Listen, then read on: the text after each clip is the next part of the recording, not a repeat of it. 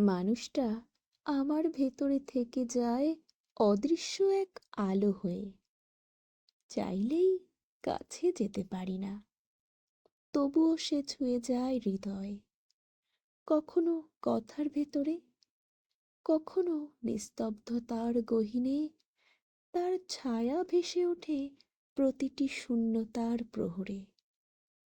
মানুষটা যেন মায়ার বাঁধনে গড়া এক স্বপ্ন, যেখানে আমি ডুব দিই বারবার অব্যক্ত আকাঙ্ক্ষায়।